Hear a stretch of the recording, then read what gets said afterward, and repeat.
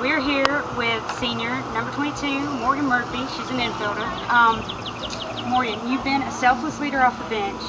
I know it has to help motivate the team, but talk about what you're able to bring to the table by doing that. Well, you know, when I came in here as a freshman, I told Coach I want to be a contributor for you in any way that you see fit. Whatever it is, I'm going to go at it with all my heart. And so, you know, I'm really, my role is more to push the starters, to push them in practice, and to support them, encourage them during a game, obviously. But my role, my job as a Christian, I am a Christian, and by that I mean I have a personal relationship with Jesus Christ. And so my number one job is to love on my teammates and to love on my coaches. And so with God's guidance, I just try to love on those around me, because I don't think we could ever have enough of that love.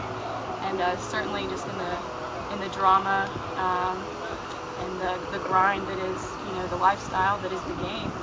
I know it certainly encourages me when someone comes to me and picks me up, certainly in the name of the Lord. So I just try to do that for those around me and help them, you know, just become refreshed. I think a lot of us need that on a day-to-day basis, given the nature of the sport and this time of year.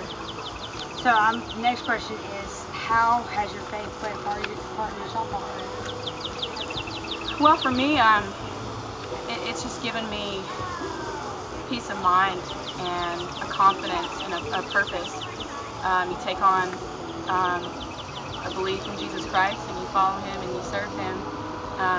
You see the bigger picture at hand, that you know, you work for eternal rewards. I work to please Him, as well as my coaching staff and my teammates.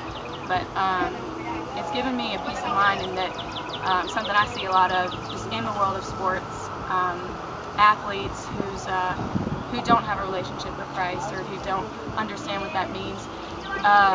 Their sport is their God, and so they get very frustrated very easily.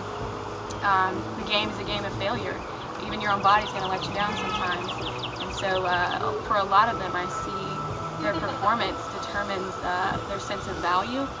And for me, knowing Christ and knowing Christ, you know, his wonderful gift of love that I don't deserve, I make it a point to make sure those around me know that you know, you're not out here to earn your value.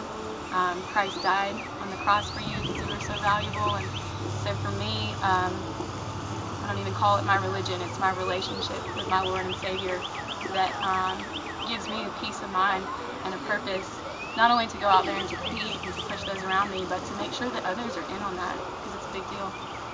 That is very encouraging and very inspiring and very refreshing to see on a team and see you lead in that role. Let me ask you this, like the mental game, you said about your faith. For the younger kids out there, the mental game is like a huge part in college. And how are you able to lead the wins and the losses on the field after a game? Well, I think you begin to evaluate a game, a day, the good and the bad. You don't write a day off as good or bad. Look at it in a cerebral way. Think, you know, what did I do well today? What could I have done better? What do I need to work on? Come away with concrete things that you can work on at the end of the day, at the end of the game, at the end of the at-bat. You evaluate, did I execute today? And you get to this level, everyone's good. And that's the SEC for you.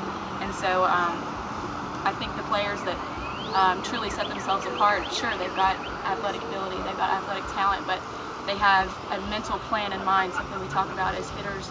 And for the pitching side of things, I'm sure it's there as well, but just having a mental hold of the situation and being very aware of where your mind is, because obviously if you can harness your mind's thoughts, you're going to put yourself in a better position to execute efficiently. Great, thank you for that, because we do have some younger viewers that will probably watch this.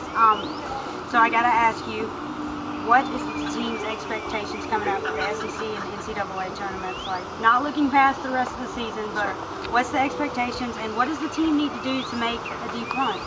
Okay. Well, we don't want to peak too early. Obviously, the most important game is that next game, and you play each game, you know, one pitch at a time, and you got to take care of control the controllables. Is something we talk about here.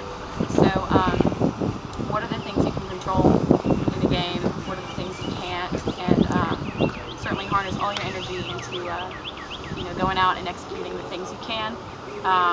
In regards to the conference tournament, our goal is to win every single game we have, regular season we have remaining.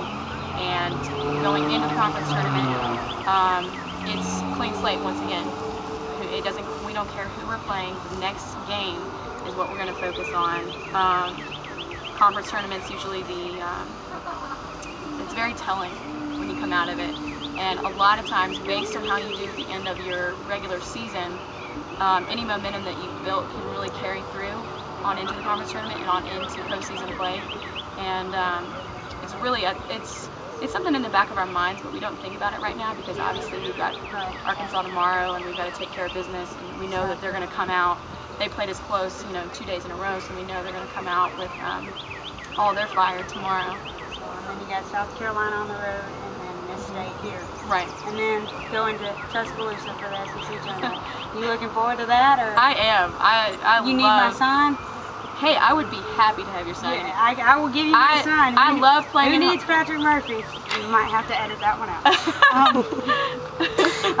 Okay, so home run derby today. Were you out in outfield tracking? No, you were next to me. I was encouraging the participants. Yeah, that Rob was my job did today. Quite well. I appreciate that. I don't know if we recorded that, but okay. Any batting tips for me coming up? Because I've got a couple games of slow pitch coming up. Help me out with this. Well, Farrah, kids, can't muscle up. You got to be nice and relaxed. Just like, I mean, you try to, you know, muscle it up, you're just gonna shank everything. And so, just stay nice and relaxed and let your hands do the work. And pick out a good pitch. You know, pick out a good pitch, put a good swing on a good pitch, and it's swing hard just in case you hit it too. Patience at the plate. Yes. Speaking of patience at the plate, someone had their first career triple this year. How was that, speedster? I mean, somebody had some wheels on there. Well, I'll tell you what was funny. Coach came up to me. I literally had 20 seconds notice, and she says, "Murph, grab a bat." And I don't know, just, you know, in a tizzy, I'm throwing my batting gloves on. I go up to the plate. I don't even think I had a practice swing. And I believe it was the first pitch of the at-bat. And just swung, and so it hit the wall. It did, yeah. And I was joking with her after the game. I said, you know, Coach, if you'd given me, you know, 40 seconds notice, I think that ball would have gone out. Yeah, it would have gone. Hey, now we can put you in as a pinch runner, right? You can steal bases for us. I do what I can, you know. You got that. And last question. How do you like the orange sombrero? It's rocking. I think you need to patent that. Patent it? Yeah. Well, okay, you know, who I'm going against.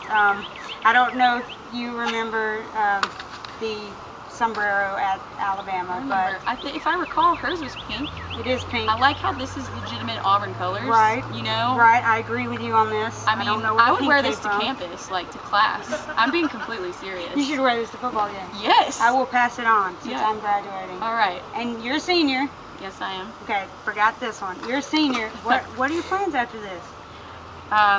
I am, let's see, I'm a senior in the classroom. I had shoulder surgery my sophomore year, so I have a 5th year to play if I choose to use it. I know God is not calling me to play another year of softball, so I am looking ahead to grad school. I'm going to grad school for sports management. I'm going to be interning in media relations this fall, Auburn Athletics, but I'll start grad school elsewhere in January. For sports management. Auburn doesn't have sports management. Sadly. I know. I don't know where yet. Just being patient and waiting for God to make a way for me somewhere. But I do know that I'd love to go into athletic administration. The clarity that God's given me, His avenue, His mission field for me is the world of sports. So just trying to be obedient and follow that, and we'll see where that degree takes me. Well, your undergrad is what, broadcast? Broadcast journalism. Broadcast journalism. I came in here thinking the ESPN route. Okay, well, hey, you know, we need some more commentators. We need to get, what Softball Connects is trying to do is promote softball and get it out there, get it back in the Olympics, get more pro teams, so that, you know, players at Auburn have a chance to play. I mean, players at Auburn. Players everywhere have a chance to play, but personally, you kids at home, players at Auburn, and come to Auburn. You know, we need this one out here promoting the sport. Very well spoken. We need you out there sharing your faith and doing all that. That would be really cool if you could do that. And you know, if you do any clinics or anything, let us know, and maybe we can help promote you or something. So. Well, thank you, Vera. And sports world being what it is, I know this is not going to be the last time we're going to see each other. I really hope not. So, Memphis, Tennessee native right here. So, look out for her around, and look out for her on ESPN. She's taking Michelle Smith's job.